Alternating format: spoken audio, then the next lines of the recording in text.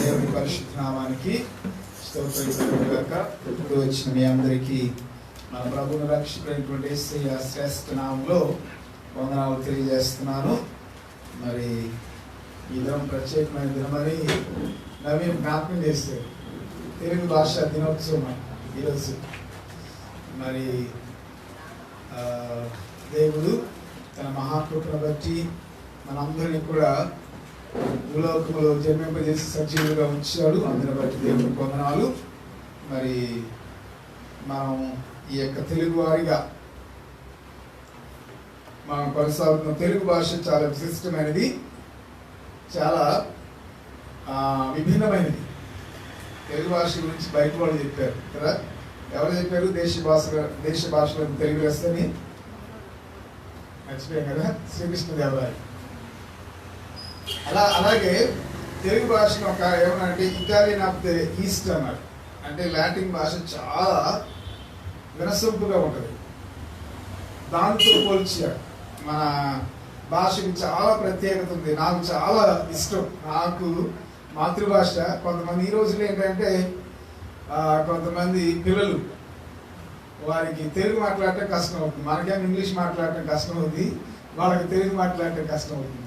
మరి చక్కటి భాషని దేవుడు మనకు అనుగ్రహించాడు. ఈ భాష ద్వారా దేవుని మనం స్తుతించాలి, గణపరచాలి. అదేవిధంగా ఈ భాష కీర్తిని మనము కొనియాడవలసిన వారమైనాము. ఈ సమయంలో దేవుని యొక్క వాక్యాన్ని మనం చూస్తున్నాం. చాలాసార్లు నేను మీకు చెప్పాను కదా, బైబిల్ని కూడా తెలుగు భాషలో చాలా అద్భుతంగా అనువదించారు. కొన్ని మాటలు అయితే మనం వాడిన భాషలో వాడము ఆ మాటలు, కానీ వాడిన మాటలు కూడా చాలా చక్కగా అనువదించి తెలుగు భాషలో అవి చదివేటప్పుడు నాకు చాలా సంతోషం వేసింది. గొప్ప సంపద ఈ భాషలో దేవుడు పెట్టాడు. ఇతరమైన దేవుని యొక్క వాక్యాన్ని మనం నేర్చుకున్నాము. కీర్తన 89వ కీర్తన 15వ వచనం. 89వ కీర్తన 15వ వచనం చదవండి ఎవరైనా. 89వ కీర్తన 15వ వచనం తీసారా? చూడండి.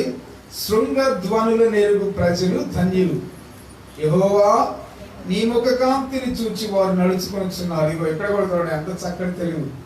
అప్పట్లోనే శృంగ ధ్వనుల నేరుగు ప్రజలు ధన్యులు. మనం ఈ మాటలు కొన్నిసార్లు వాడం. ఈ మాటలు ఈ యొక్క 89వ కీర్తనని ఏతాను అనేటువంటి భక్తుడు రాశాడు. ఈయన ఎవరంటే దావీదు కాలంలో ఉన్నాడు, సొలొమోను కాలంలో ఉన్నాడు. సొలొమోను కాలంలో కూడా ఉన్నాడు. మంచి జ్ఞానవంతుడు. ఈయనకున్నటువంటి మరొక పేరు ఏంటంటే ఎదుగుతాను అనేటువంటి పేరుతో కూడా మనం కీర్తనలు చూస్తాం. అయితే గొప్ప జ్ఞానవంతుడు. కానీ ఏమైందంటే సొలొమోను కాలంలో సొలొమోను ఈయనకన్నా గొప్ప జ్ఞానవంతుడు కాబట్టి ఈయన మరుగున పడిపోయాడు. చాలాసార్లు మనకు గమనించిన లోకంలో చాలా మంది గొప్పవారు జ్ఞానవంతులు ఉన్నారు, తెలివిగల వారు ఉన్నారు. కొన్ని సంఘాలలో వాస్తవంగా బాగా చదువుకున్న వారు, లేకపోతే అనర్గళంగా మాట్లాడగలిగిన వారు, వాక్యాన్ని అందించగలిగిన విశ్వాసులు కూడా ఉంటారు. అయినప్పటికీ కూడా కొన్నిసార్లు ఏమవుతుందంటే ఎవరైతే ముందుంటారో వారిని బట్టి మరుగున పడిపోతుంటారు. సొలొమోను గొప్ప జ్ఞాని, అది మనందరికీ తెలుసు.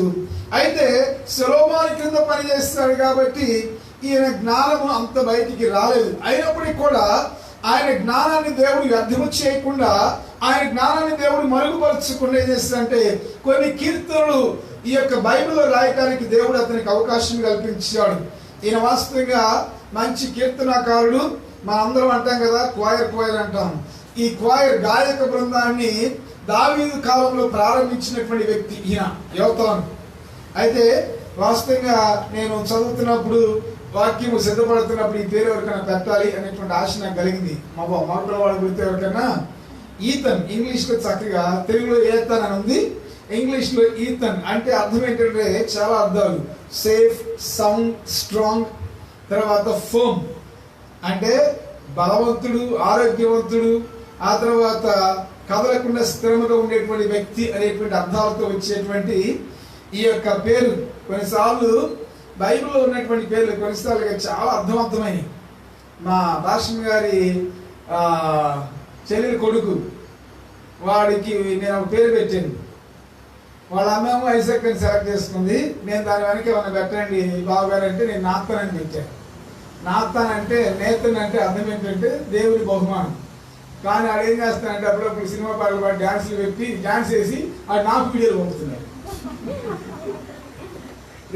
రేపు గురువాడు వెళ్ళినప్పుడు రేపు ఒకళ్ళు వెళ్తే ఆడితే చెప్పాలి. చూడండి, మనం కొన్నిసార్లు పేర్లు పెడతాం.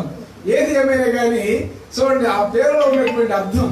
ఇక చక్కటి పేరు, ఈయన జ్ఞానవంతుడు, దేవుణ్ణి ఆరాధించేటువంటి వాడు, అందుకనే చక్కటి కీర్తనలు రాయగలిగాడు. ఈయన ఈ కీర్తనలో ఏమంటున్నాడు తెలుసు? ఎంత చక్కటి మాట. శృంగ ధ్వనుల నెరుగు ప్రజలు ధన్యులు, యెహోవా నీ ముఖకాంతిని చూచి వారు నడుచుకొచ్చున్నారు. పోయిన వారం కూడా ఒక ధన్యుల గురించి చెప్పారు కదా, గుర్తుందండి ఎవరికైనా? ధన్యుల గురించి చెప్పారు. ఏంటి? నా విషయమై అభ్యంతర పడిన వాడు ధన్యుడు. అయితే ఇక్కడ చూడండి, శృంగధ్వనుల నెరుగు ప్రజలు ధన్యులని వాక్యం సెలవిస్తుంది. శృంగము అంటే కొమ్ము, రక్షణ శృంగము. మన యేసయ్య గురించి చెప్పబడ్డటువంటి రక్షణ శృంగము.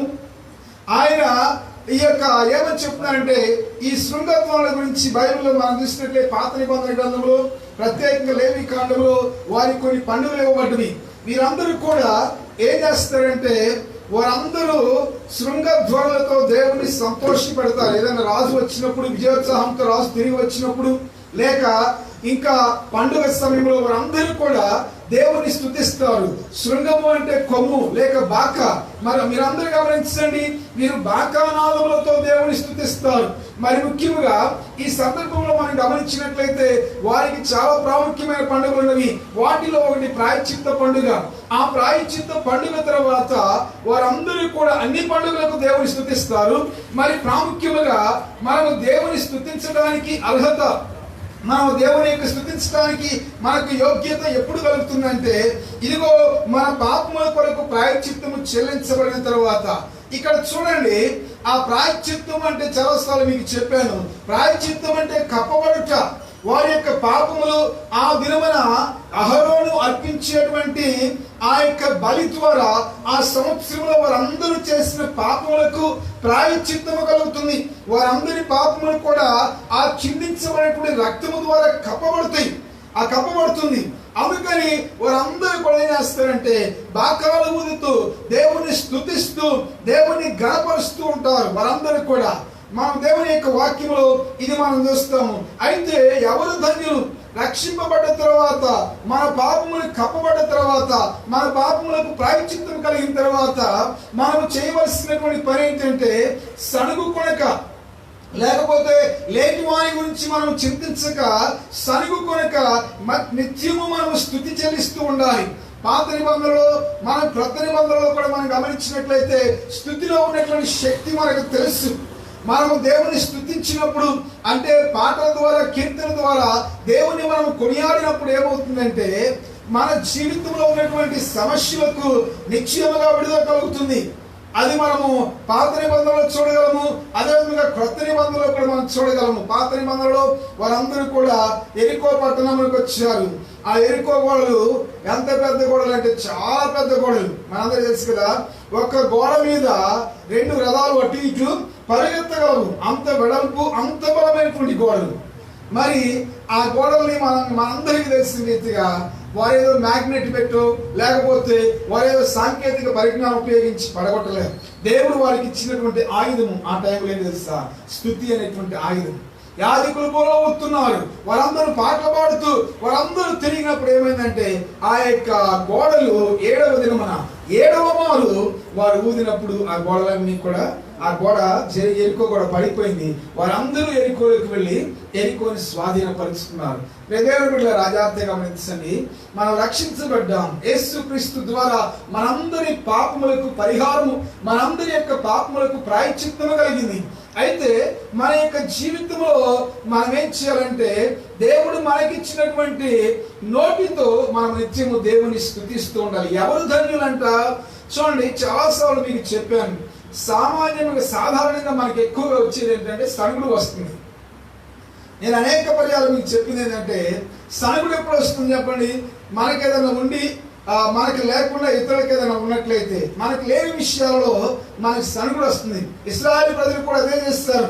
వారికి అరణ్యంలో ఉన్నప్పుడు వారికి లేదంటే చేపలు లేవు, బహుశా కీరకాయలు, వాటి గురించే వారు ఫిర్యాదు చేస్తున్నారు. చేపలు, కీరకాయలు, దోసకాయలు, అవి వాటి గురించి మాకు ఐగుప్తులో ఇవి దొరికినవి, బహుశా అక్కడ దొరకలేదంటే వారికేమో ప్రతిరోజు కూడా ఏమొస్తుంది? మన్నా వస్తుంది, పూరేళ్ళు వస్తున్నాయి.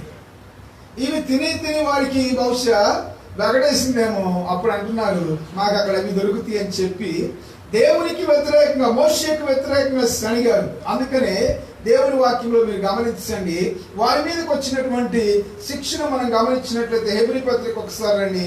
హెబ్రీ పత్రిక 2వ అధ్యాయము 3వ అధ్యాయం, హెబ్రీ పత్రిక 3వ అధ్యాయము 17వ వచనము.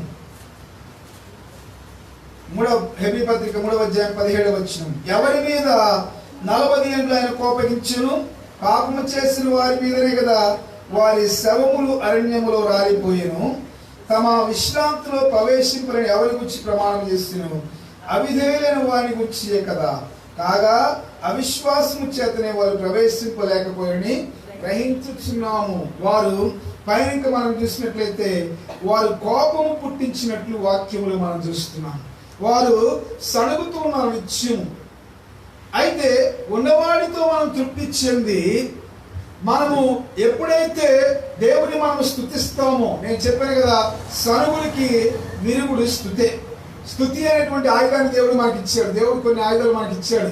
స్తుతి అనేటువంటి ఆయుధం ఇచ్చాడు, ప్రార్థన అనేటువంటి ఆయుధం ఇచ్చాడు. వాటిని చాలాసార్లు మనం వాడుకోం. ఆయుధం ఇచ్చినటువంటి ఉద్దేశం ఏంటంటే దాన్ని ప్రభు కొరకు ప్రభావాత్మకంగా వాడాలి. వాడినప్పుడు మాత్రమే. ఒక పనిముట్టును మనం వాడకపోతే ఏమవుతుందంటే అది పాడైపోతుంది. ఆ పనిముట్టును మనం ఎంత ఎక్కువగా వాడితే ఏమవుతుందంటే అంత పదునవుతుంది. ప్రియమైనవారా, మరి ప్రార్థన అనేటువంటి ఆయుధాన్ని దేవుడు మనకి ఇచ్చాడు, స్తుతి అనేటువంటి ఆయుధాన్ని దేవుడు మనకి ఇచ్చాడు. ఇక్కడ ఈయన ఎందుకంటే ఈ యొక్క యోతాను కూడా ఏంటంటే ఆయన దేవుని స్తుతించడానికి పని. అందుకని ఆయన చక్కటి మాట చెప్తున్నాడు. శృంగధ్వనులు అంటే దేవుని స్తుతించేటువంటి వారు, పాటల ద్వారా దేవుని స్తుతించేటువంటి వారు, దేవుని యొక్క నామాన్ని కొనియాడేటువంటి వారందరూ ధన్యులని చెప్తూ ఇక క్రింద మనం గమనించినట్లయితే మరొక మాట కూడా అంటాడు. అయితే దానికి ముందు మనం క్రొత్త నిబంధనలో కూడా వచ్చినప్పుడు నేను అనేక పర్యాలు చెప్పాను. పౌలు శీలలు కూడా వారి చెరసాలలో ఉన్నప్పుడు ఏం చేశారు చెప్పండి? ప్రార్థన పాటల ద్వారా చెప్పండి దేవుని మందిరాన్ని, అది చెరసాలని దేవుని మందిరంగా మార్చారు. వాళ్ళు ఉన్న ప్రత్యేకత ఏంటి తెలుసా? పౌలు శీలలు అక్కడ ఉన్నటువంటి ప్రత్యేకత ఏంటంటే పాటలు ప్రార్థన ద్వారా. చూడండి అపోస్తలుల కార్యగ్రంథం 16వ అధ్యాయంలో ఉన్నట్లయితే ఒకసారి మనం చూస్తాము. అపోస్తలుల కార్యగ్రంథం 16వ అధ్యాయము ఒకవేళ తీసినట్లయితే చదవండి. అయితే మధ్యరాత్రి వేళ పౌలుయు శీలయు దేవుని ప్రార్థించుచు దేవుని ప్రార్థించుచు కీర్తనలు పాడుచుండిరి. చూడండి పాటలు పాడటం వలన లేకపోతే కీర్తనల ద్వారా దేవుని స్తుతించడం వల్ల ఏమవుతుందంటే మనము మొట్టమొదటి వ్యక్తిగతంగా దేవుని స్తుతిస్తాము. అక్కడ రెండవ దేవుని తెలుస్తా, ఖైదీలు విరుచుండిరి. వాళ్ళందరూ దేవుని నమ్ముకున్న వాళ్ళు కాదు. ఎందుకంటే ఈయన వెళ్ళింది అన్య ప్రాంతానికి వెళ్ళాడు. ఐరోపా ఖండంలో మొట్టమొదటిగా ఆ పట్టణంలోకి వెళ్ళాడు సువార్త ప్రకటించడానికి. ఐరోపా ఖండంలో రెండవ సువార్త ప్రయాణంలో ఐరోపా ఖండంలో మొట్టమొదట పౌలు ద్వారా స్థాపించబడినటువంటి సంఘం ఫిలిప్పీ సంఘం. అంటే ఆ ఖైదీలందరూ అన్నిలో ఉంటారు. ఫిలిప్పీ పట్టణానికి వెళ్ళినప్పుడు కొంతమంది రక్షించబడ్డారు. ఎవరు? ఈ యొక్క పైన మనం లూదియా లాంటి వారు రక్షించబడ్డారు. తర్వాత బానిస బాలిక రక్షించబడింది. కానీ జైల్లో ఉండేవారు ఎవరు? వారందరూ నేరగాళ్ళు. కానీ వీరిద్దరు పాటలు పాడుతున్నప్పుడు ఏమని తెలుస్తా? ఖైదీలు వినుచుండిరి అని వాక్యం సాగిస్తుంది. ఆ తర్వాత స్థుతిలో ఉన్న శక్తి మనందరికీ తెలుసు. వారిద్దరు కూడా మైమరిచి తన్మయముతో రాత్రి అని మరిచిపోయి. చూడండి ఇంకొక విషయం కూడా గమనించండి. దేవుని స్తుతించడానికి ఒక నిర్దిష్టమైన సమయము, నిర్దిష్టమైన స్థలం అక్కడ. వీళ్ళ నిర్దిష్టమైన సమయం ఏంటి? మనం ఏమనుకుంటాం అంటే చాలాసార్లు 10:30 నుంచి 12 గంటల వరకు మనం దేవుని ఆరాధించాలి. ఇక తర్వాత పాటలు పాడకూడదా? చెప్పండి. తర్వాత ఎక్కడికి పాటలు మనం ప్రార్థన చేయకూడదా? వీళ్ళు ఎక్కడ చేస్తున్నారు చెప్పండి? వీళ్ళు దేవుని మందిరంలో ఉన్నారా? లేరు. ఏ సమయంలో పాటలు పాడుతున్నారు? అర్ధరాత్రి 12 గంటలకి, మధ్యరాత్రి అర్ధరాత్రి 12 గంటలకు పాడుతున్నారు. సమయము లేదు. నీకు వాస్తవంగా ఉండాల్సింది ఏంటంటే దేవుని స్తుతించేటువంటి మనస్సు ఉండాలి. మనస్సు ఉన్నట్లయితే మీరు గమనించండి, నువ్వు ఎక్కడున్నా ప్రార్థన చేస్తావు, ఎక్కడున్నా కానీ దేవుని స్తుతిస్తావు. అంటే అర్థం ఏంటంటే ప్రార్థన దేవుని స్తుతించడం అంటే నువ్వు ఎక్కడున్నా కానీ దేవునితో సంబంధం కలిగి ఉంటావు. నీ హృదయం దేవునితో ఐక్యమై ఉంటుంది, నీ హృదయం దేవునితో అనుసంధానమై ఉంటుంది. కాబట్టి నీ ఆలోచన దేవుని మీద ఉంటుంది. అప్పుడు నువ్వు దేవుని స్తుతిస్తావు. వీరి యొక్క ఆలోచన అంతా మేము చెరసాలలో ఉన్నాము అనేటువంటి బాధ కన్నా, మేము చెరసాలలో ఉన్నామన్న బాధ కన్నా వీళ్ళేంటి తెలుసా? మేము దేవునితో సహవాసం కలిగి ఉన్నాం కాబట్టి, మేము మా యొక్క ఆత్మలు దేవునితో ఏకమైనవి కాబట్టి మేము ప్రార్థన చేయగలము, మేము పాడగలము అనేటువంటి ఆలోచన వారికి కూడా ఏం చేశారంటే ఇక పాట ఎత్తుకున్నారు. పాట ఎత్తుకొని వారు మరి ఏం పాట పాడారో మనకు తెలియదు.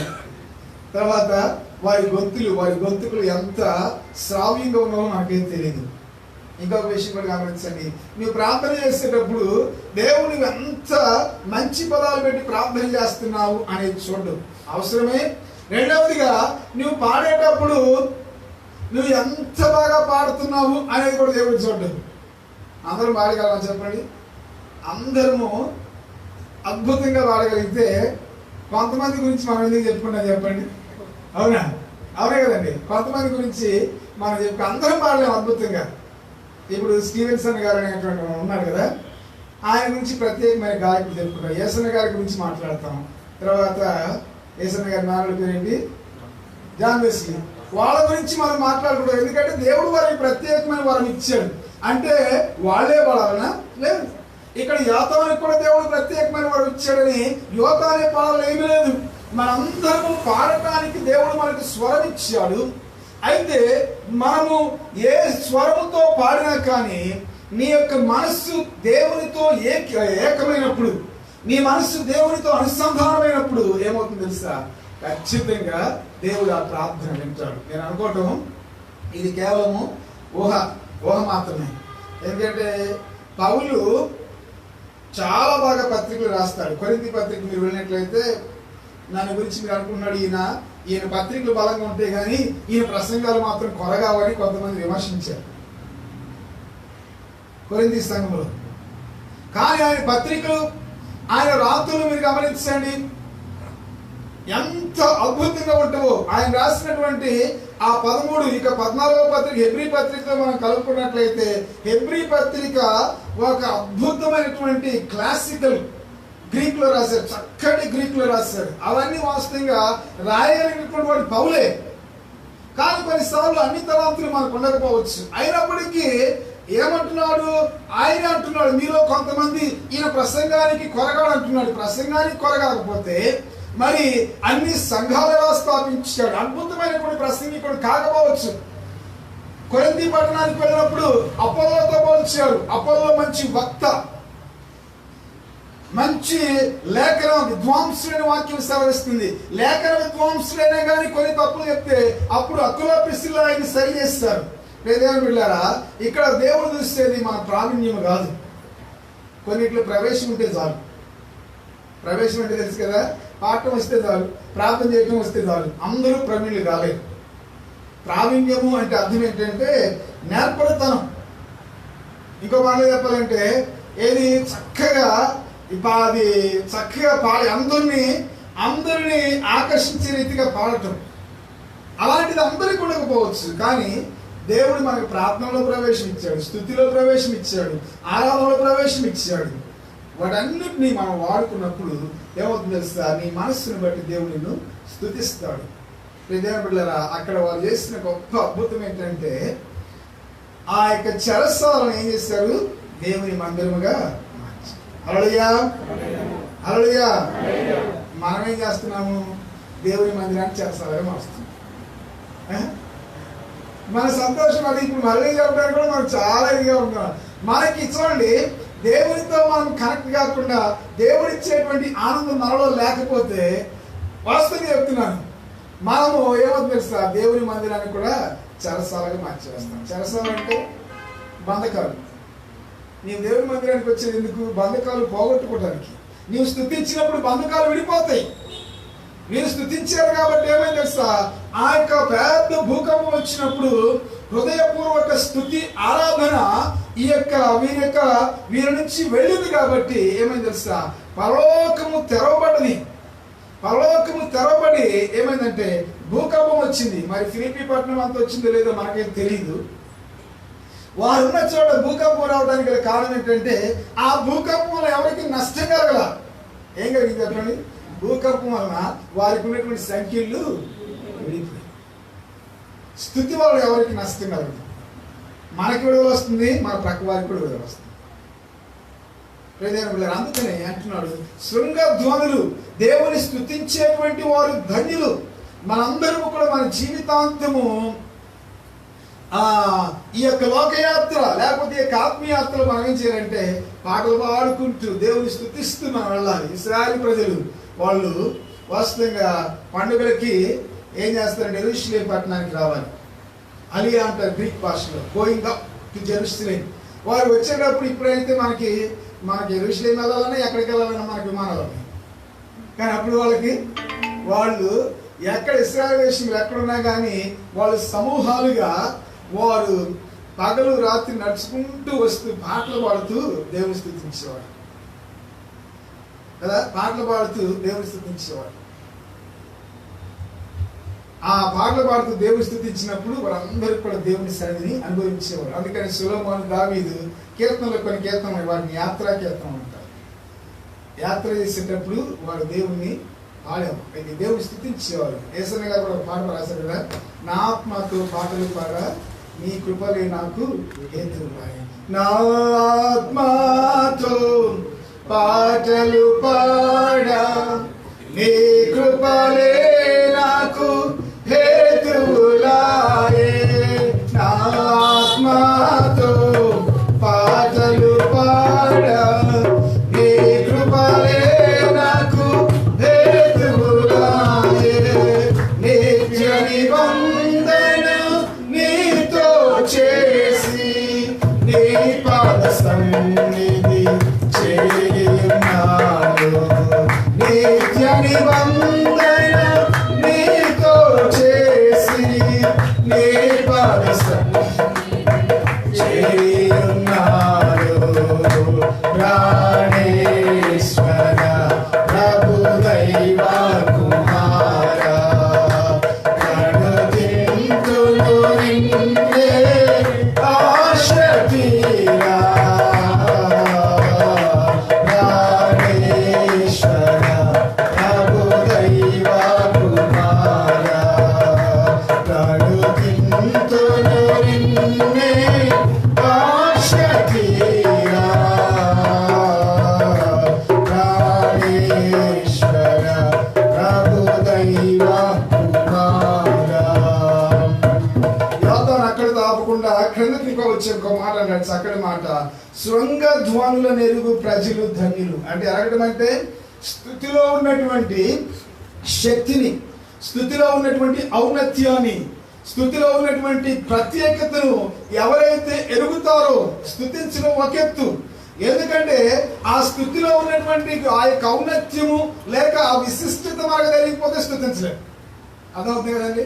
చూడండి, పౌలు శీలకు తెలిసింది కాబట్టి అర్ధరాత్రైనా దేవుని స్తుతించారు, దేవుని కొనియాడారు, దేవుని పాడారు. మొట్టమొదటిగా మనం తెలుసుకోవాలి, ఎరుగు ప్రజలు ధన్యులు. ఎరుగుడి గురించి నేను చాలాసార్లు చెప్పాను. ఇది సాన్నిహిత్య సహవాసము ద్వారా, అనుభవపూర్వకమైన జ్ఞానము ద్వారా మనం పొందుకునేటువంటిది. కనుక ప్రియమైన బిడ్డలారా, మనం రావడం అంటే ఈ లోకయాత్రలో పాటలు పాడుతూ వెళ్ళాలి. తర్వాత ఏమంటున్నాడంటే కిందకు వచ్చిన తర్వాత, యెహోవా నీ ముఖ కాంతిని చూచి వారు నడుచుకొస్తున్నారు. వీళ్ళందరూ ఎరిగినటువంటి వాళ్ళు ఎలా ఉంటారంట, నీవు పాటలు పాడిన ప్రతిసారి కూడా దేవుని యొక్క తేజస్సు నీ మీదకి వస్తుంది. హృదయపూర్వకంగా నీవు పాడి దేవుని స్తుతించినట్లయితే దేవుని యొక్క తేజస్సుని నువ్వు అనుభవిస్తావు, దేవుని యొక్క వెలుగును అనుభవిస్తావు. వారందరూ ఈ యొక్క లోకయాత్రలో ఏం చేస్తారంట, మీ ముఖ కాంతిని చూసి వారు నడుచుకొనిచున్నారు. ఇదంతా కూడా యాత్ర. ఈ యొక్క యాత్రలో మనం ఏం చేయాలంటే యేసయ్య ముఖ కాంతిని, ఎవరు ముఖ కాంతిని చూస్తారంటే ఆయన శృంగధ్వని లేకపోతే స్థుతిలో ఉన్నటువంటి గొప్పతనాన్ని ఎరిగినటువంటి వారు. మనం నడుస్తూ ఉండాలి. ఇది ఈ జీవితము జాగ్రత్తగా గమనించండి. ఇది యేసయ్యతో నడక. క్రైస్తవ జీవితాన్ని దేనితో పోల్చొచ్చు అంటే యేసయ్యతో ప్రయాణం, యేసయ్యతో నడక. అందుకని పౌలు చూడండి చక్కటి మాట అంటాడు. ఎఫెసీ పత్రిక 4వ అధ్యాయంలో ఉన్నటువంటి మాటను ఒకసారి మనము ధ్యానం చేసుకుందాము. ఎఫెసీ పత్రిక 4వ అధ్యాయము 1వ వచనము. కాబట్టి మీరు సమాధానమును బంధము చేత ఆత్మ కలిగించు ఐక్యమును కాపాడుకునేందు శ్రద్ధ కలిగి ప్రేమతో ఒకరినొకరు సహించుచు మీరు పిలుపునకు తగినట్లుగా దీర్ఘశాంతముతో కూడిన సంపూర్ణ వినయముతోను సాత్వికముతోను నడుచుకొనవలనని. 3వ అధ్యాయంలో పౌలు సంఘముని గురించి చెప్పాడు, క్రీస్తు శరీరమైన సంఘాన్ని గురించి చెప్పాడు. ఇక 4వ అధ్యాయంలో అంటే పౌలు యొక్క పత్రికలో నేను చెప్పాను కదా, మొదటి భాగంలో నమ్మిక అంటే సిద్ధాంతాన్ని గురించి చెప్తాడు. 2వ భాగంలో నడవడిక. నడవడిక అంటే అర్థం ఏంటి? Belief and behaviour. మనం ఏమైతే నమ్ముతున్నామో దాన్ని పాటించడము. నడక అంటే అర్థం ఏంటంటే మనం దేన్నైతే, నడవడిక అంటే అర్థం ఏంటంటే నీవు దేన్నైతే నమ్ముతున్నావో దాని ప్రకారం జీవించాలి. వారికి 4, 5, 6 అధ్యాయాలలో ఆ నడవడిక గురించి మాట్లాడుతూ ఏమంటున్నాడు? ఆత్మ కలిగించు బంధమును సమాధానమైన బంధము చేత ఐక్యమును కాపాడుకోవచ్చు. చాలా విషయాలు చెప్పుకుంటూ వచ్చి సాత్వికముతో నడుచుకునేవాళ్ళని అక్కడ పౌలు వాడేటువంటి పదము ఇంకోటి ఏంటంటే లివ్ అనేటువంటి పదము, జీవించుట అనే పదము. నడుచుట, మనం నడుస్తూ అంటే ఎవరైతే శృంగధ్వని ఎరుగుతూ శృంగధ్వని చేస్తూ యేసయ్యతో నడుస్తూ ఆయన ముఖ కాంతిని చూస్తారో, నడవడం అంటే ఏం చెప్పింది చెప్పండి? ఏం చెప్పాను నేను? నడవటం అంటే, నిలబడటం అంటే ఎక్కడికి ముందుకు వెళ్ళట్లేదని అర్థం. నడవటం అంటే నేను పురోభివృద్ధిని సాధిస్తున్నాను అర్థం. ఒక అడుగు ముందుకేస్తున్నాను. కొన్నిసార్లు అంటాం కదా, అప్పుడు అక్కడే ఉంటాడు, ఏమి ఒక అడుగు కూడా ముందుకు వెళ్ళట్లేదు అంటారు. అంటే అర్థం ఏంటి? Is not making any progress as such. ఎలాంటి అభివృద్ధి లేదు. మనము శృంగత్వని చేస్తూ మనము యేసయ్య ముఖకాంతి చూసి నడుస్తున్నాము అంటే అర్థం ఏంటి తెలుసా? మనము ఆత్మీయ ప్రయాణంలో, ఆత్మీయ జీవితంలో మన పురోభివృద్ధిని మనం సాధిస్తున్నాం. ప్రజల బిడ్డలారా, అందుకనే మనం ఏంటంటే మనం ఉన్న చోటన ఉన్నట్లయితే ఎవ్వరూ కూడా మనం ఇష్టపడరు. మనం ఏం చేయాలంటే ఆత్మీయ జీవితంలో ఒక అడుగు ముందుకు వేయాలి, ముందడుగు వేస్తూ ఉండాలి. అన్నిటిలో మనం ముందడుగు, అన్నిటిలో మనం పురోభివృద్ధి సాధిస్తాం, అన్నిటిలో మనం ప్రగతిని సాధిస్తాం. కానీ మరి ఆత్మీయ విషయాల్లో పురోభివృద్ధి ఎలా ఉంది చెప్పండి? ఎందుకంటే మళ్ళా ఎందుకు మనం ఇది సాధించాలి తెలుసా? మనం మరొక శృంగధ్వని మనం వినబోతున్నాం, మనం ఒక బోర శబ్దాన్ని మనం వినబోతున్నాం. ఆ బోర శబ్దం మనం వినాలంటే తెస్సలోనికే పత్రికలో పౌలు యేసుక్రీస్తు యొక్క 2వ రాకడ గురించి మాట్లాడుతూ ఆయన ఏమంటాడంటే, ఆయన ఎలా వస్తుందంటే ప్రధాన దూత శబ్దముతోను ఆర్భాటముతోను కడబూర ధ్వనితోను. చదవండి 4వ అధ్యాయము 14వ వచనం అనుకుంటా. మొదటి తెస్సలోనికే పత్రిక 4వ అధ్యాయము 16వ వచనము. ఆర్భాటముతోను ప్రధాన దూత శబ్దముతోను దేవుని బోరతోను పరలోకం నుండి ప్రభువు దిగి వచ్చును. ఇదిగో మనందరము కూడా వారు శృంగధ్వని చేసి దేవుని స్తుతించారు. ప్రజల బిడ్డలారా, మనందరము కూడా దేవుని స్తుతిస్తూ యథార్థ హృదయముతో దేవుని స్తుతిస్తున్న మనము, ఆయనతో నడుస్తున్నటువంటి మనము నడుస్తున్నాం అనేది ఒకసారి మీరు ఆలోచించండి. నడవటం అంటే మామూలు భౌతికపరమైన నడక కాదు. ఆత్మీయంగా నడుస్తున్నాము అంటే ఆత్మ సంబంధమైన అభివృద్ధిని మనం సాధిస్తున్నాము. నీవు ఆత్మ సంబంధమైన పురోభివృద్ధిని సాధించినప్పుడు మాత్రమే యేసయ్య 2వ రాకడలో తిరిగి వచ్చినప్పుడు పౌలు ఈ యొక్క వాస్తవంగా తెస్సలోనికే పత్రికలను రాకడ పత్రికలు అంటారు. ఈ యొక్క ఆయన రెండవ రాకడలో తిరిగి వచ్చినప్పుడు 4వ అధ్యాయంలో రెండవ రాకడ గురించి మాట్లాడితే రెండవ పత్రిక అంతా కూడా రెండవ రాకడ గురించి మాట్లాడతాడు. ఈ యొక్క దీనిలో ఏమంటున్నాడంటే పౌలు ఏమంటున్నాడు తెలుసా, ఆయన పరలోకం నుండి ఎట్లా వస్తాడంట, దేవుని బోరతో దిగి వచ్చినప్పుడు. బోరల పండుగ ఒకటి ఉంది. ఆ బోరల పండుగ గురించి చక్కగా ఒక చక్కటి చిత్రం వేస్తారు. వారికి ఉన్నటువంటి పండుగలో ఒకటి ఏంటంటే బోరల పండుగ. ఆ పండుగ సంతోషంతో ఉత్సాహంగా చేసుకుంటారు. ప్రియదేవులారా, నువ్వు దేవుని స్తుతించేవాడివి, దేవునితో నడిచేవాడు అంటే దేవుని యొక్క వాక్యానికి విధేయత చూపి వాక్యాన్ని గైకున్నట్లయితే మరి రెండవ రాకడలో ఆయన తిరిగి వచ్చినప్పుడంట ఏంటంట, దేవుని బోరతో ఆయన ప్రధాన దూత శబ్దంతో వచ్చినప్పుడు మనందరము కూడా సజీవులుగా ఉన్నటువంటి మనం ఎత్తబడతాం. ఇక్కడ పౌలు రెండవ రాకడలో జరిగేటువంటి క్రమాన్ని గురించి మాట్లాడుతున్నారు. ఆయన యేసయ్య రెండవ రాకడ అంటే ఇది మనం అంతా రెండవ రాకడ అనుకుంటాం. రెండవ రాకడ ఇది వాస్తవంగా యేసయ్య మధ్యాకాశంలోకి వచ్చినప్పుడు జరిగేది. ఆయన మధ్యాకాశంలోకి వస్తాడు. మధ్యాకాశంలోకి వచ్చినప్పుడు ఏమవుతుంది, ప్రధాన దూత శబ్దముతో ఆర్భాటముతో గొప్ప కేకతో వచ్చినప్పుడు అంట ఆ మృతులు మన ముందు చనిపోయినటువంటి మృతులందరూ కూడా మొట్టమొదటిగా లేస్తారు. ఆ తర్వాత సజీవులమైనటువంటి మనము చూడండి. దీన్ని కొరింథీ పత్రికలో పౌలు ఇంకా చక్కగా చెప్తాడు. చూడండి, మొదటి కొరింథీ పత్రిక 15వ అధ్యాయం చూడండి. మొదటి కొరింథీ పత్రిక 15వ అధ్యాయము 51వ వచనము. ఇదిగో మీకు ఒక మర్మము తెలుపుచున్నాను, మనందరము నిద్రించుము గాని. అంటే నిద్ర అంటే చనిపోయిన వారు, మరణాన్ని నిద్రతో పోల్చాడు పౌలు యేసయ్య. నిమిషంలో ఒక్క రెప్పపాటున ఏంటంట, ఏది మొక్కనే శృంగధ్వని బాకానాదము కడబోర మ్రోగగాని మనమందరము మార్పు పొందుదము, బోర మ్రోగులము. అప్పుడు మృతులు అక్షయులుగా లేపబడుదురు, మనము మార్పు పొందుము. మనం ఏమవుతామంట, మనం మార్పు పొందుతాం. ఆ యొక్క సమాధిలో ఉన్నటువంటి పరిశుద్ధులు వాస్తవంగా పౌలు తెస్సలోనికే సంఘానికి ఈ మాటలు రాయటానికి గల కారణం ఏంటంటే, తెస్సలోనికే సంఘములో పౌలు వచ్చి సువార్త ప్రకటించి సంఘము స్థాపించి వెళ్ళిన తర్వాత కొంతమంది చనిపోయారు. చనిపోయిన తర్వాత వారి గురించి విశ్వాసులకి ఒక దిగులు పట్టుకుంది. మరి మీరు చనిపోయారు, మళ్ళా వారిని మేము కలుస్తామా లేదా, ఇక పూర్తిగా వారికి మేము దూరం అయ్యామా అనేటువంటి ఆ యొక్క దిగులు, ఆ యొక్క చింత వాళ్ళు ఉన్నప్పుడు, లేకపోతే అనుమానం వాళ్ళు ఉన్నప్పుడు ఆ అనుమానం నివృత్తి చేస్తూ రాస్తున్నాడు. మీరేమి చింతపడవలసిన పడలేదు. చూడండి, సజీవులు ఉన్నటువంటి మీరు వారిని కలుస్తారు. అయితే యేసయ్య రెండవ రాకడలో వచ్చినప్పుడు మొట్టమొదటిగా ఎవరైతే మీకన్నా ముందు చనిపోయారో వారు యేసయ్యని కలుసుకుంటారు. ఆ తర్వాత మనం అక్కడ ఏమంటే తెలుసా, రెప్పపాటులో మనం ఏమవుతామంట, మార్పు పొందుతాం. ఇక్కడ మార్పు పొందాలంటే ఏం చేయాలి, కడబోర శబ్దాన్ని వినగలిగినటువంటి సిద్ధపాటు మనకు కావాలి. మార్పు పొందాలి, ఎత్తబడాలి అంటే మొట్టమొదటిగా ఎవరు అందరూ వినబడరు. ఇది ఈ యొక్క ఎత్తబడటం అనేది యేసయ్య క్రిందకి భూమి మీదకి వచ్చినప్పుడు, ఒలివ కొండ మీదకి వచ్చినప్పుడు అది ప్రపంచం అంతా బాహాటంగా చూసింది.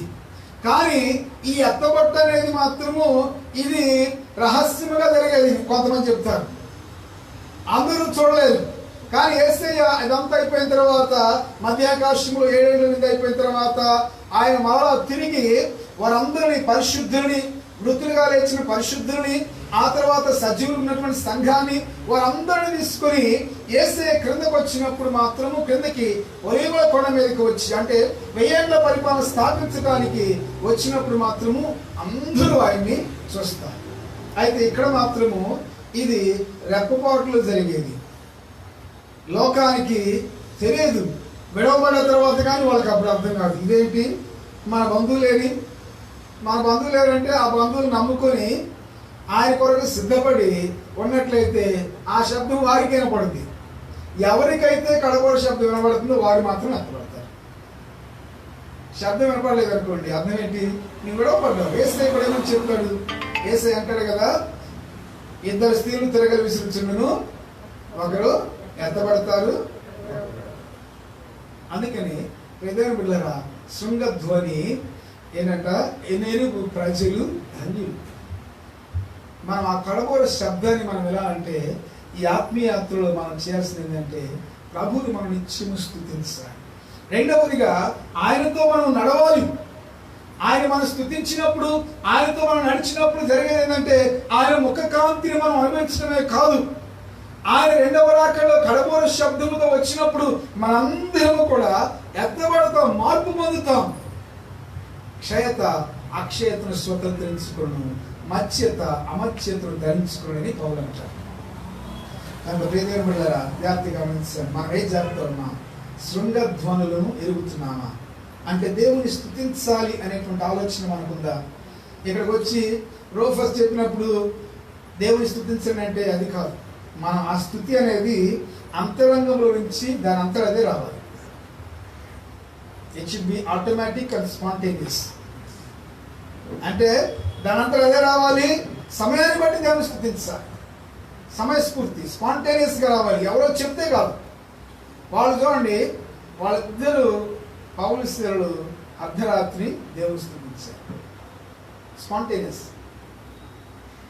అండ్ ఏంది, దేవుడు దాన్ని అంగీకరించి అద్భుతం చేశారు. మనం శృంగ ధ్వనులను చేసేటువంటి ప్రజలుగా ఉన్నారు. దేవుని స్తుతించే వారుగా ఉన్నారు. ఇశ్రాయేలు ప్రజలు అది చేశారు. మనం కూడా కొత్త నిబంధనలు చేసిన వారు ఉన్నారు. రెండవదిగా మనం ఆయనతో నడవాలి. నడవటం అంటే అర్థం ఏంటంటే నీవు తప్పకుండా పురోభివృద్ధిని సాధించాలి. బాప్తిసం పొందారు మీలో చాలా మందికి. నేనే బాప్తిసం ఇచ్చాను, కొంతమంది బయట తీసుకున్నారు. ఏదేమైనా నువ్వు ఎక్కడ బాప్తిసం తీసుకున్నా కానీ కొన్నిసార్లు మనం ఏం చేస్తాం, కొంతమంది రండి, అందరు కాదు, బల్ల కోసం మనం పోట్లాడతాం. బల్ల కోసం కాదు పోట్లాడాల్సింది, అసలు ప్రభు కొరకు నేను ఎంతగా ఎదిగాను ఏమనుకుంటాను. బాప్తిసం పొందిన వారికి బల్ల హక్కు అనుకుంటాం.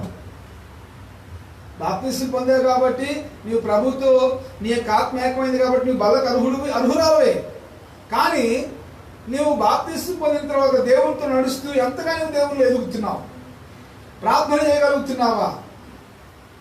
ప్రభు చెప్పినటువంటి ఆజ్ఞలన్నీ కూడా, ఎలిజబెత్ జకరియా గురించి లోకాసు వార్త 1వ అధ్యాయం చెప్పలేదు కదా, సకలమైన ఆజ్ఞల చొప్పున వారు చదవండి ఒకసారి. 1వ అధ్యాయము 4వ వచనం 5వ వచనం ఉంది. నేను బైబిల్ మూసేసాను, 6 అనుకుంటున్నది. 1వ అధ్యాయం చివరిలో ఉంటుంది, మొదటి పారాగ్రాఫ్ చివరిలో.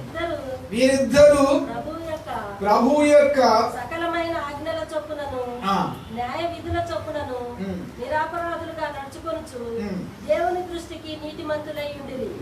ఎలిజబెత్ వృద్ధాలైనందున వారికి పిల్లలు లేకపోయేది, మరియు వారిద్దరూ బహుకాలము గడిచిన వృద్ధులైది. జకర్యా తన తరగతి క్రమ చొప్పున. అక్కడ చూడండి, వీరిద్దరంట. ఇద్దరంటే ఎవరు చెప్పండి? ఎవరు? భార్యాభర్తలు ఇద్దరు. అప్పటికి ఇంకా పిల్లలు లేరులేండి, ఇద్దరు. మరి మీ కుటుంబాల్లో కూడా మీరు అలా ప్రార్థన చేసుకోండి. భార్యాభర్తలు బిడ్డలు అందరూ కూడా దేవుని యొక్క మందిరంలో నాటబడేటట్లు దేవుని సకలమైన ఆజ్ఞల చొప్పున. కొంతమంది గురించి ఈ మాట చెప్పబడది, హిజ్కియా గురించి చెప్పబడది.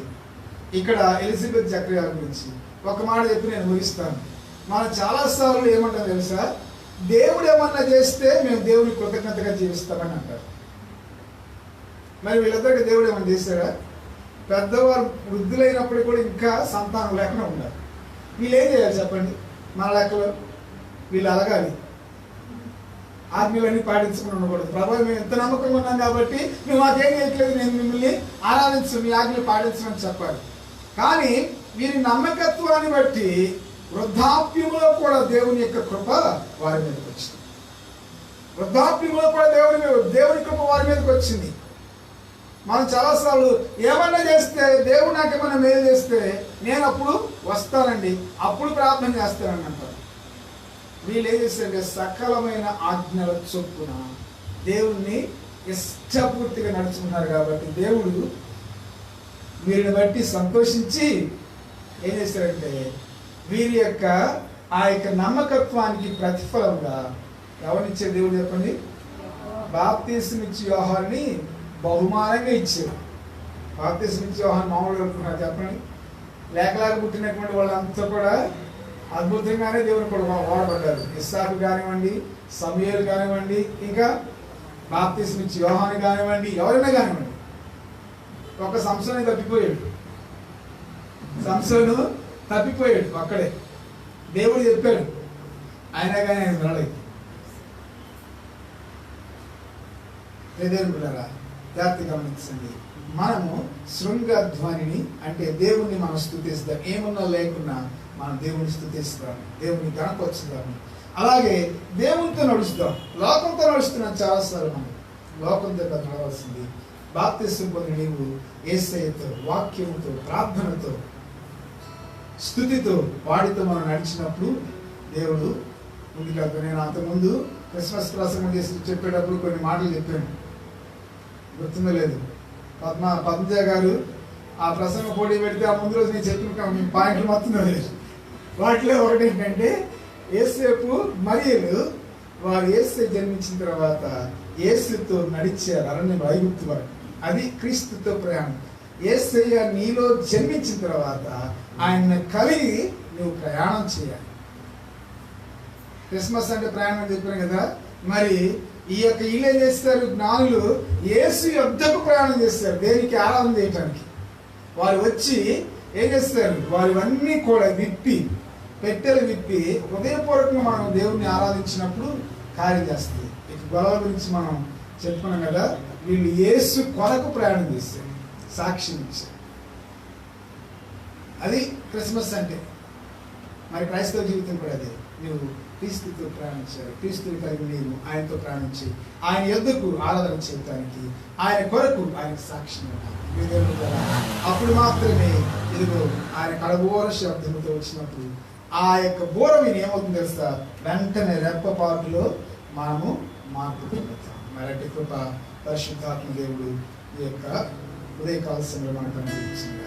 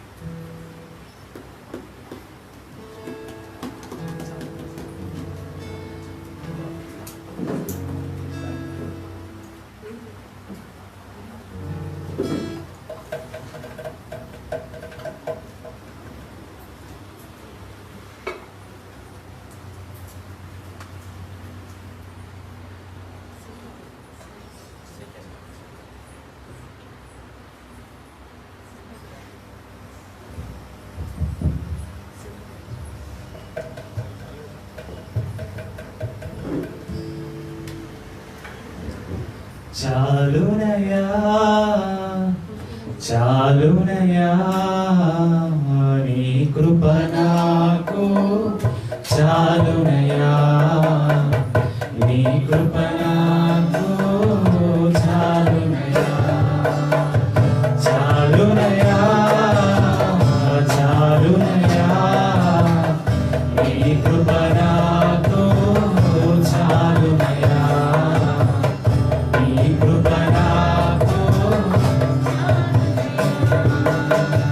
ప్రేమామయుడివై ప్రేమించావు, కరుణామయుడివై కరుణించావు.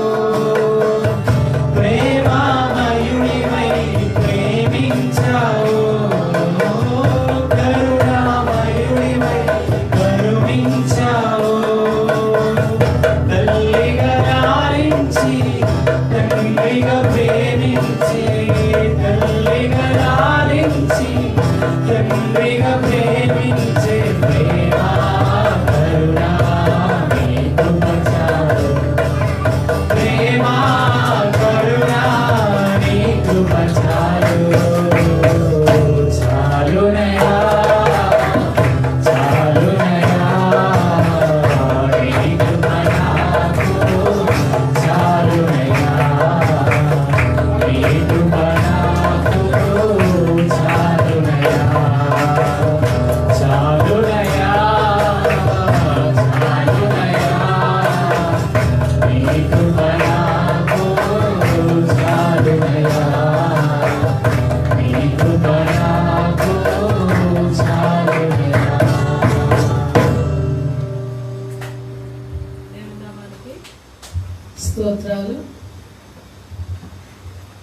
సమయంలో అర్పింపబడిన కానుకల నిమిత్తము మనము ప్రార్థన చేసుకున్నాము. ముందు జూమ్లో ప్రేయర్ జరుగుతుంది.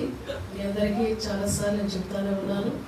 అవకాశం ఉన్నవారు మీరు సోమవారం, బుధవారం, శుక్రవారం 5 గంటల నుంచి జూమ్లో ప్రేయర్ జరుగుతుంది. అనేకమైన విషయాల కొరకు మేము ప్రార్థన చేస్తున్నాము.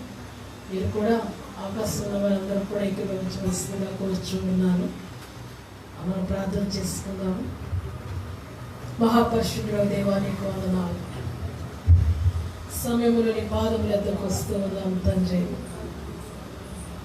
నువ్వు త్వరగా మా కొరకు రాబోచున్నావు. నీ రాకడలో దేవ కడపలో ధ్వనించగానే మేమందరం కూడా ఎత్తబడి ఆ తరుణము కొరకు మేము సిద్ధపాటు కలిగి ఉన్నట్లు సహాయం చేయండి. మేమే కాదు కానీ మా ఆత్మీయ బిడ్డలందరూ కూడా నేను ఎదుర్కోవాలి ప్రభా. నీ మాటలు విని ఈ వాక్యానుసారంగా జీవించగలిగిన కృప మా అందరికీ మీరు అనుగ్రహించమని అడుగుచూ ఉన్నాం తండ్రి. ఈ వాక్యముని విని వాక్యాన్ని ప్రకారంగా జీవించి దేవ జీవితాలు అనుగ్రహించాలి. నీ పట్ల భయభక్తులు కలిగి ఆ శక్తిని కనపరిచే వారికి సహాయం చేయమని అడుగుచూ ఉన్నాం తండ్రి. దేవా మరి రాలేని వారు కూడా రాగలిగినట్లు సహాయం చేయండి. నీ పట్ల నిర్లక్ష్యత వారు కనపరచుకోకుండా ఆ శక్తితో ప్రభా నీ సన్నిధికి రావాలి ప్రభా. దేవా సొంత పనులకున్న దేవానైనా యొక్క ఆ శక్తిని సన్నిధి విషయంలో ఉండలేకపోతుంది ప్రభు. ఎందు భయభక్తులు కలిగి నీ సన్నిధికి వచ్చి నీకు లోబడే కృప అందరికీ అనుగ్రహించమని అడుగుచున్నాను తండ్రి. వారు వచ్చిన ప్రతి కుమార్తెల కుమారుడు మీరు దర్శించమని అడుగుచున్నా. అర్పింపబడిన కానుకలు దేవాని మందిరములో దేవా సమృద్ధం ఉన్నట్టు దీవించండి. వారు ఇచ్చిన ఆ యొక్క హృదయం బట్టి 30 60 100 సమృద్ధిని అనుగ్రహించండి ప్రభు. ప్రతి కుటుంబాన్ని దీవించండి. పసిబిడ్డలు మీరు జ్ఞాపకం చేసుకోండి దేవా. యొక్క థర్డ్ వేవ్ స్టార్ట్ అయిందని మేము వింటూ ఉన్నాము. రాబోయే జనాల్లో ఈ యొక్క భారతదేశము అనేకమైనటువంటి దేవాలయాన్ని యొక్క భయంకరమైన స్థితిలోకి వెళ్ళబోతుందని చెప్తూ ఉంటుండగా ప్రభా ప్రజలు మెళకువ కలిగి ప్రభా దేవ జాగ్రత్తగా ఉండే కృపని గ్రహించండి. మమ్మల్ని కాపాడండి. మా విశ్వాసాలని మా ఆత్మీయులని దేవ మా కుటుంబాలను మీరు దర్శించండి. పసిబిడ్డల చుట్టూ కంచి మేము అడుగుచూ ఉన్నాం తండ్రి.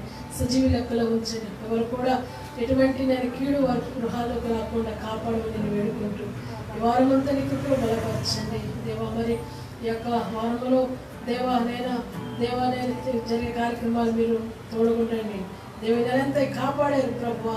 ఈ చివరి వారం అంతా కూడా మీ సన్నిధిలోకి వచ్చి నేను ఆరాధించే కృప మా అందరికి ఇచ్చినది స్తోత్రాలు చెల్లిస్తూ మమ్మల్ని సమర్పించుండగా మీరు తోడే నడిపించమని నా ప్రభుని నోచుకునైనా యేసు సర్వశక్తిగా నామమున నడుచున్నాను తండ్రి. ఆమేన్. తండ్రి, కుమార, పరిశుద్ధాత్మ త్రియేక దేవుని దీవెన వచ్చేది మనకి సకల పరిశుద్ధులకు సదా తోడే